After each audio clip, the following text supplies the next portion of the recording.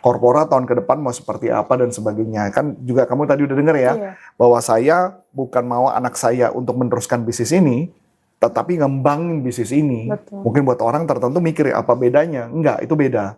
Karena buat kami adalah saya tidak mau anak melakukan pekerjaan yang dimana yang mereka tidak passion. Saya nggak mau.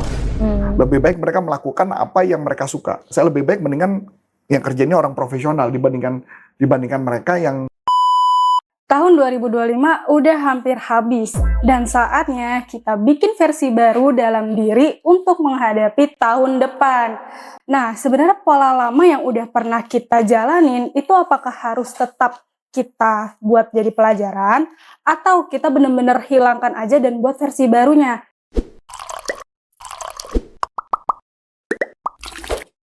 Halo Coach. Hai.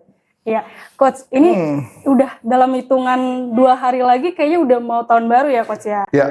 Nah, sebenarnya kalau bisa di tahun 2025 dalam 1 tahun itu kan pasti kita ada pola-pola yang dimana itu sebenarnya bisa dijadikan pelajaran untuk tahun depan gitu ya, Coach ya?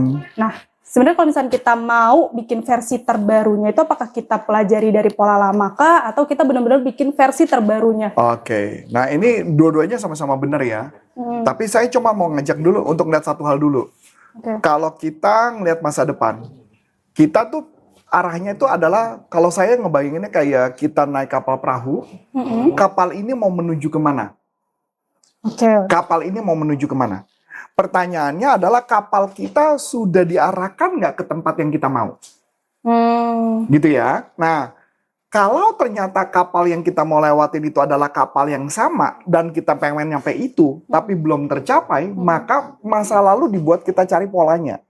Pola apa? Yang dicari adalah pola gagal dan pola berhasil. Pola gagal, pola berhasil. Kenapa saya mengatakan ini? Karena sering terjadi. Setiap orang yang saya ketemu kadang-kadang di bulan November, Desember mereka selalu cerita yang sama. Mereka bilang, Coach, gue belum nyampe. Kok kayak ceritanya diulang lagi gitu loh. Tiap akhir tahun. Tiap akhir tahun dan nggak pernah ada perubahan apapun, berulang terus. Karena artinya dia nggak belajar dong. Iya. Nah itu maksud saya. Nah kalau bertanya, kalau kita mau lihat versi terbaru, saya cuma balik lagi. Versi terbaru adalah buat orang yang belum punya goal, belum punya tujuan. Saya kasih contoh yang paling gampang, sederhana. Di tahun 2026, berarti tahun 2026, artinya di tahun 2025 dulu saya punya resolusi adalah saya berolahraga. Dan di Januari akhir saya mulai berolahraga. Jadi Desember ini saya sudah 11 bulan berolahraga tanpa berhenti. Jadi artinya setiap minggu 4 kali, kadang-kadang lebih. Nah berarti kalau Januari besok berarti saya udah 1 tahun saya berolahraga. Maka kalau Anda ngeliat kamera gitu ya, dilihat di video-video saya dan sebagainya, saya yakin bentuk tubuh saya pasti berbeda 1 tahun lalu sama sekarang. Itu artinya sudah berhasil saya melakukan olahraga, cuma ada beberapa perbaikan-perbaikan yang harus saya lakukan. Nah, jadi apakah perlu saya jadi versi terbaru? Enggak, versi barunya udah ada dari tahun lalu. Oh iya benar. Benar kan? Iya. Berkaitan dengan kesehatan. Iya. Kebetulan hari ini tadi ada yang chatting saya, Coach, lu masih ngelakuin satu kegiatan tertentu nggak? Ada satu kegiatan tertentu yang dulu saya lakukan. Saya jawab, saya udah nggak ngelakuin. Dia nanya, kenapa udah nggak ngelakuin? Saya bilang, saya sudah punya metode sendiri untuk kesehatan saya.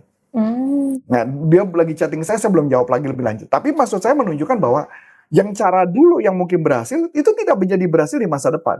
Maka caranya diubah ya, Coach? Betul. Makanya artinya setiap kita tidak berhasil, kita ngeliat dulu, apakah itu menjadi lebih baik atau lebih buruk. Buat sayanya kan. Nah, jadi saya mulai belajar nih, tubuh manusia itu kan lucu ya kalau kita cuma pakai satu teori yang ini berhasil, tapi teori yang lain membuat kita gagal. Badan kita gemuk, ketika kita ngurunin berat badan, pakai satu teknik tertentu, berhasil nurunin berat badan, otot juga turun gitu loh. Maka kenapa saya harus imbangin dengan hal-hal yang lain lagi. Makanya jadi saya mulai belajar nih, oh caranya gini. Dulu saya nggak aware tuh, saya mulai aware tuh sama diri saya. Kenapa? Mungkin juga karena umur udah mulai nambah. Dulu waktu masih muda, masih muda itu artinya ototnya masih banyak, kondisi juga tidak separah itu. Kondisi sekarang tidak. Makanya mau nggak mau saya harus ngejar melakukan perubahan-perubahan dalam kehidupan saya. Begitu juga misalkan ditanya tahun depan apa yang akan saya lakukan. Tahun depan saya merasa bahwa yang saya lakukan sudah benar on track, tinggal saya mau progres yang lebih besar lagi tahun depan gitu. Jadi makanya balik lagi, kalau kita ngeliat apakah the future me masa depan, ya tergantung. Kalau belum pernah punya kegiatan apa-apa, ya mungkin perlu future me. Kalau saya secara pribadi sih tahun depan kayaknya saya hanya melakukan apa yang sudah saya lakukan di tahun lalu, saya lakukan semua. Jadi bahkan kalau ditanya tahun lalu apa yang saya inginkan, semua udah saya lakukan sih. Jadi semua keinginan-keinginan saya, bahkan sampai belajar stand up comedy dan sebagainya itu sampai belajar. Nah, tinggal tahun depan nih nerusin stand up comedy, dalemin kan lebih lanjut. Open mic saya udah mulai open mic, udah berani kan untuk ngelakuin itu. Jadi maksudnya saya mau nggak terus ngelakuinnya? Olahraga terus mau jaga tetap konsisten ya untuk olahraga. Tinggal Konsistennya. Bisnisnya, saya udah mulai mikir nggak bisnisnya mau diapain, mau dikembangin seperti apa. Udah, saya udah mulai mikir itu. Jadi banyak hal yang lagi saya mau kembangkan di tahun depan. Kembangkan, bukan future. New, me, enggak. Karena saya udah ngeliat nih apa yang saya mau kemarin. Kayak beberapa hari yang lalu, saya sama istri ngobrol sama anak kami ngobrol tentang perusahaan, korpora tahun ke depan mau seperti apa dan sebagainya. Kan juga kamu tadi udah denger ya, bahwa saya bukan mau anak saya untuk meneruskan bisnis ini, tetapi ngembangin bisnis ini. Betul. Mungkin buat orang tertentu mikir apa bedanya? Enggak, itu beda. Karena buat kami adalah saya tidak mau anak melakukan pekerjaan yang dimana yang mereka tidak passion. Saya nggak mau. Lebih baik mereka melakukan apa yang mereka suka. Saya lebih baik mendingan yang kerjanya orang profesional dibandingkan mereka yang tidak mau lakukan seperti itu. Saya contoh cerita ini cerita menarik ya. Ada satu orang di Pontianak. Di Pontianak ini, orang ini sebenarnya setahu saya dulu, beliau ini adalah manajer di salah satu bank swasta terbesar di Indonesia. Anda udah kebayang dong kalau bank swasta terbesar di Indonesia, dan ini termasuk bank yang udah bank dulu banget dan namanya sampai sekarang masih ada. Dan bank ini sering banget diledekin bank capek antri, pasti ngerti lah. Karena panjang banget, karena rame. Suatu ketika si orang bank manajer ini disuruh bapaknya pulang untuk nerusin bisnis bapaknya. Bisnisnya apa? Bubur. Bubur ayam, bubur kacang hijau gitu atau? Bukan, mereka bubur babi. Iya, tapi maksudnya nerusin bisnis bapaknya, bubur. Ya memang tempat buburnya terkenal, tapi bangunannya tidak lebih bagus dari tempat yang dulu yang saya pergi. Masih cara tradisional. Bayangin nggak tadi orang yang pakai baju kemeja rapi, pakai celananya ganteng, sekarang pakai kaos oblong, celana pendek, di sini pakai kantong duit. Udah kayak Kongo banget kan gitu. Nah, maksud saya kan, jadi bayangin nggak orang yang tadinya kerja di bank udah manajer tapi tidak bisa meneruskan itu karena orang tuanya minta dia balik. Dan saya banyak banget dapat cerita, bahkan saya juga punya alumni yang di Makassar, bapaknya suruh balik karena nerusin bisnis bapaknya. Jadi maksudnya, ya itu yang terjadi siklus-siklus ya. Jadi istilahnya ngomong kasarnya gini, mau kamu kuliah di luar negeri, mau sekolah di luar negeri atau apa, balik-baliknya ujung-ujung bisnisnya sama. Kalau meneruskan tuh kayak ibaratnya ya udah terusin yang udah ada aja. Sedangkan kalau ngembangin tuh maknanya udah beda lagi dari perusahaan yang misalkan kayak dia bisnis bubur satu, tapi nanti dikembangkannya tuh bisa bercabang-cabang gitu atau yang iya bisa itu gimana? juga. Tapi kalau mama saya lihat, kalau dari bisnisnya mereka yang dari dulu saya kenal udah lama banget 20-an tahun, menurut saya dia kayaknya nggak passion. Kalau dia passion harusnya bisnisnya berkembang. Ya tidak, pengertian saya begini. Mungkin kalau definisi dia mungkin ngotot dia berkembang. Karena dulu yang bikin dia, sekarang yang bikin anak buah. Apa bedanya? Nggak ada. Orang yang cabangnya cuma satu. Sampai sekarang satu. Di tempat yang sama, lokasi yang sama. Itu mah sama aja meneruskan aja. Nah itu maksud saya. Jadi maksudnya bisnisnya tidak berkembang. Jadi sayang orang-orang yang punya potensi. Jadi balik lagi. Jadi setiap orang harus punya goal dulu, punya tujuannya apa tahun depannya. Tapi memang banyak orang yang mengatakan bikin resolusi silakan. Kalau saya yang paling penting adalah resolusi itu tidak akan kita jalankan kalau tidak bisa kita pikirkan. Jadi gini, misalkan contoh saya mau olahraga. Saya udah punya rencana saya mau olahraga di waktu itu di Januari 2025. Di akhir Januari. Tapi 3 bulan sebelumnya, saya udah mulai kebayang-bayang. Saya udah mulai membayangkan saya olahraga. Mungkin bukan 3 bulan, mungkin 6 bulan sebelumnya. Saya udah kebayang-bayang untuk olahraga. Kayaknya enak nih olahraga nih. Saya membayangkan badan saya bagus, membayangkan tubuh saya ramping. Itu udah kebayang dari 6 bulan sebelumnya. Sampai di satu titik, iya saya olahraga. Waktu itu anak saya singkat saya, minta treadmill, saya beliin treadmill dulu. Ya, terus kemudian dumbbell kecil-kecil, saya beli dulu dan sebagainya. Jadi, itu udah saya bayangkan dulu, tapi itu bayanginnya sampai sekian lama loh. untuk benar-benar ngelakuin. Jadi maksudnya gini, segala sesuatu kalau memang benar-benar kita mau jalan, kita harus bisa ngebayangin. Kalau mungkin yang bahasa paling kerennya adalah kamu bisa memeditasikannya. Kamu bisa merenungkannya, memikirkannya siang dan malam. Baru itu terjadi. Kalau kamu nggak pernah merenungkan siang malam, kayak contoh nih misalkan, Pak saya mau olahraga, tapi kalau kamu nggak pernah merenungkan mau olahraga, nggak pernah merenungkan tuh kayak gini, diem, membayangkan, badan gue bagus ya, kayaknya sehat deh tubuh gue, percaya sama saya, nggak bakal ngakuin. Iya.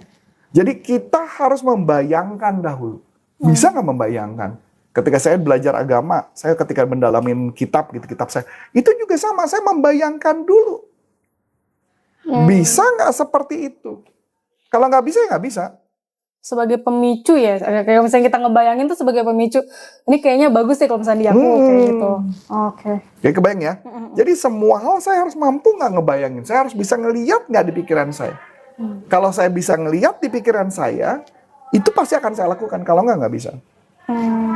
Jadi maksudnya apapun, begitu juga mengenai bisnis gitu. Makanya kadang-kadang kalau masuk ketika bisnis, kemarin juga istri saya sempat ngobrol, ke depannya mau gimana, saya bilang, tar dulu, saya belum muncul gambarnya di kepala saya. Ketika saya udah muncul di kepala saya, maka saya tahu apa yang harus saya lakukan. Yang penting, sudah membayangkan dulu, udah muncul, baru kita ngelakuin. Setiap goal juga kayak gitu, baik belajar agama, belajar stand up comedy, bahkan kayak dulu belajar hipnoterapi. Saya itu ngeliatin kayak Ronnie Raphael gitu ya, tidur gitu ya. Saya bilang, keren banget ya. Nah saya tuh penasaran tuh, sampai nggak kebayang di kepala saya bisa melakukan itu. Dan ternyata saya bisa melakukan itu, sampai jadi ngajar hipnoterapi dan sampai punya gelar doktor hipnoterapi gitu dulu saat itu kan. Dengan satu lembaga terkenal di Inggris dengan 500 jam belajar hipnoterapi. Nah, tapi balik lagi, itu kan dunia itu bisa saya lewati setelah saya ngelihat itu semua gitu loh. Iya. Makanya pertanyaan yang menarik adalah per hari ini kalau saya ngeliat sesuatu, yang dulu saya anggap sulit, menurut saya sekarang udah nggak sulit gitu loh. Saya tidak menemukan ada kesulitan apapun gitu kalau menurut saya. Karena itu udah saya bayangkan dulu. Saya udah ngeliat dulu dalam pikiran saya. Saya merenungkan pikiran saya. Apa yang mau saya lakukan masa depan, itu yang saya jalani.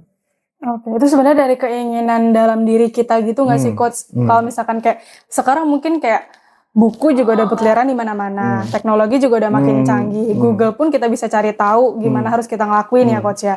Cuma kalau misalkan balik lagi ke diri kita, gimana cara kita buat ngelakuin? Misal kita udah punya impian nih, bakal mau ngapain, tapi kalau misalkan kita nggak turunin ke action juga. Iya, makanya kenapa bayangin dulu deh, minimal bayangin dulu, merenungkan siang dan malam. Siang dan malam kan artinya siang benar-benar mikirin, malam mikirin, siang mikirin, malam mikirin, siang mikirin, malam mikirin, lama-lama berjalan. Bisnis juga sama. Kalau lu nggak bisa merenungkan siang dan malam, yakin deh, bisnis nggak berkembang. Kamu akan stuck. Dia akan begitu aja dan tidak ada pertumbuhan. Karena saya ingat banget dulu ada satu karyawan saya gitu ya, yang dia resign waktu itu. Dia kalau nggak salah berapa tahun, kayaknya di atas 3 tahun deh, 3 tahun 4 tahun. Dia pernah ngomong, saya ngerasa stuck Pak. Saya bingung, kok bisa dia stuck? Padahal divisinya dia waktu itu, saya udah memberikan challenge untuk mengerjakan hal lain dan tidak dia lakukan. Tidak dia lakukan challenge itu. Kalau challenge itu dia tidak dilakukan, berarti kan nggak stuck dong. Dibuat stuck sama dia karena dia tidak ngelakuin. Beda dong, kalau mama dia stuck artinya karena dia udah ngelakuin, dia udah boring, dan nggak ngelakuin lagi. Baru stuck. Iya, oh iya beda maknanya. Bener dong. Iya, bener. Kan kalau stuck tuh kan pengertiannya lu udah ngelakuin. Iya. Saya kayak contoh. Saya lagi challenge nih. Saya lagi challenge satu. Saya mau nurunin visceral fat. Visceral fat berarti di bagian perut. Secara berat tubuh, komposisi dan sebagainya bagus saya. Tapi visceral fat ini saya mengalami challenge. Saya coba pakai cara A, gagal. Pakai cara B, gagal. Pakai cara C, masih gagal. Saya belum nemu cara nih. Tapi tadi pagi saya dapat cara lagi, tapi belum tahu, saya belum pernah coba. Tapi apakah bisa saya bilang stuck? Enggak, karena saya nemu cara. Iya. Tapi belum saya lakuin yang baru itu, karena baru tadi pagi saya dapatnya. Iya. Dia bilang begini, ini teorinya dia ya. Jadi kalau dulu visceral fat katanya paling gampang kan adalah intermittent fasting. Atau paling gampang latihan sebelum makan. Latihan dulu sebelum makan. Udah itu semua udah saya lakuin. Tapi ada satu, dia bilang jalan sebanyak 5.000 sampai 10.000 per hari. Saya udah ngelakuin itu dan tidak turun. Tidak turun di bagian visceral fatnya. Defisit kalori, saya udah ambil catering. Saya ambil catering, makan dengan kalori yang terbatas. Tetap juga nggak turun. Turunlah 1-2 kilo, tapi di visceral fatnya nggak turun. Saya dapat teori baru. Teori baru mengatakan coba jalan di pagi jam 6.30 sampai jam 8 kalau nggak salah. 1,5 jam. Di antara 6.30 sampai jam 8. Oke. Karena pada saat itu menurut teorinya mereka kortisol belum terlalu tinggi. Saya tahu saya memang iya, karena kalau gula darah dicek pada saat jam 8 naik biasanya. Teorinya itu menurut saya kelihatannya benar. Karena saya udah pernah punya basis datanya dulu. Dan diminta jalan 30 menit. Only 30 menit. Tidak perlu cepat-cepat. Jalan aja 30 menit. Kalau dulu juga suruh jalan kan jalan di zona 2. Zona 2 udah saya lakukan. Zona 2 itu sama dengan 220 dikurang umurmu dikali 70%. Itu zona 2. Oh. Jadi kalau kamu jalan olahraga di zona 2 itu juga nurunin berat badan. Saya udah ngelakuin juga. Nothing happen. Nah makanya kan, jadi saya ini dalam kondisi kalau dibilang stuck di dalam teori itu, tapi stuck yang lain belum, karena saya dapat teori baru, saya belum cobain.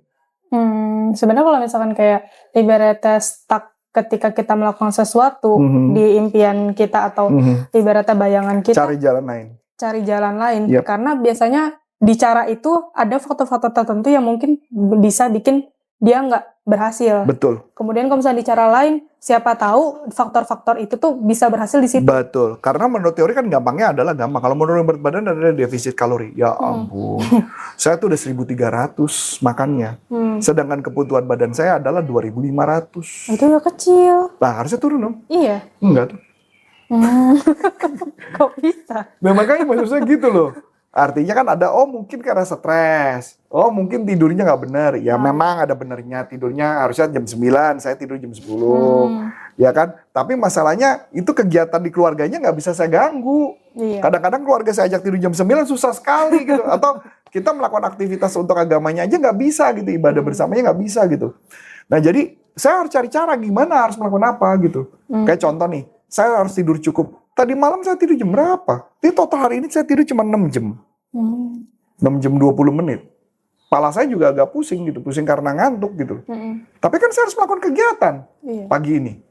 Ya enggak? Abis ini saya masih ngelakuin lagi, ntar lagi jam 3, ini tinggal sejam lagi. Nah kayak gitu. Kurang lebih kayak gitu. Jadi artinya segala sesuatu harus bisa kita bayangkan dulu. Apa yang kita lihat. Dan tidak ada kata stuck. Stuck itu hanya kalau kita tidak ngelakuin.